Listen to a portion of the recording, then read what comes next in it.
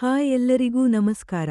Welcome back to my ಜೊತೆಯಲ್ಲಿ digital news YouTube channel. ಯಶಸ್ವಿಯಾಗಿ ಭೂಮಿಗೆ ಮರಳಿದ ಸುನಿತಾ ವಿಲಿಯಮ್ಸ್. ಸಂಶೋಧನಾ ನಿಮಿತ್ತ 1 ವಾರದ ಬಾಹ್ಯಾಕಾಶಯಾನ ಕೈಗೊಂಡು ತಾಂತ್ರಿಕ ವೈಫಲ್ಯದಿಂದ ಸರಿಸುಮಾರು 9 ತಿಂಗಳುಗಳ ಕಾಲ ಬಾಹ್ಯಾಕಾಶದಲ್ಲೇ ತ್ರಿಶಂಕು ಸ್ಥಿತಿಯಲ್ಲಿಯೇ ಸಿಲುಕಿಕೊಂಡಿದ್ದರಿಂದ ಆತಂಕ ಸೃಷ್ಟಿಯಾಗಿತ್ತು.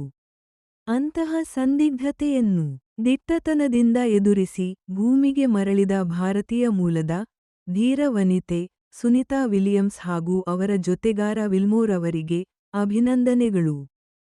ಇದು ಬಾಹ್ಯಾಕಾಶ ವಿಜ್ಞಾನದಲ್ಲಿ ಸುವರ್ಣಾಕ್ಷರಗಳಲ್ಲಿ ಬರೆದಿಡುವಂತಹ ಕ್ಷಣ. ಭಾರತದ ಕೀರ್ತಿಪತಾಕೆ ಹಾರುವಂಥ ಸಂದರ್ಭ.